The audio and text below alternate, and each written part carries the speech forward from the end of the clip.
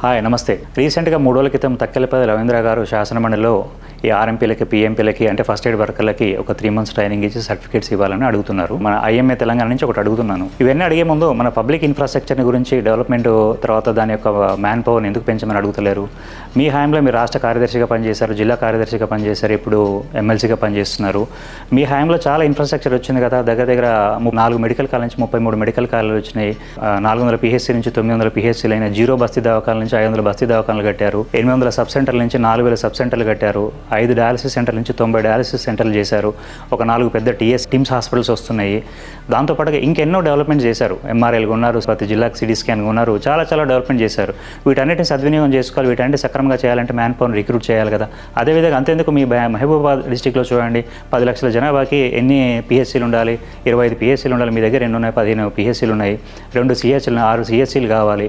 Medical కాలేజ్లో పూర్తి వసతులు అంటే అవి కూడా లేవు. వాటి మీద ఎందుకు ఫైట్ చేస్తలేరు మీరు?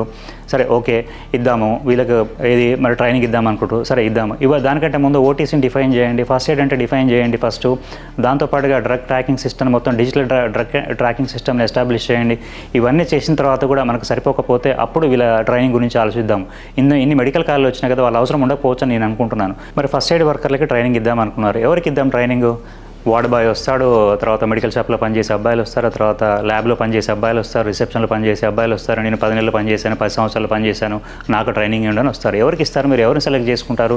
ఇది చాలా టఫ్ టాస్క్ కదా. వీళ్ళందరి చేత రేపటి నాడు తెలంగాణలో వైద్యం చేపిద్దామా? మీరే ఆలోచించండి. క్వాలిటీ హెల్త్ కేర్ కావాలా, లేకపోతే సబ్ స్టాండర్డ్ హెల్త్ కేర్ కావాలా? మీరే ఆలోచించండి.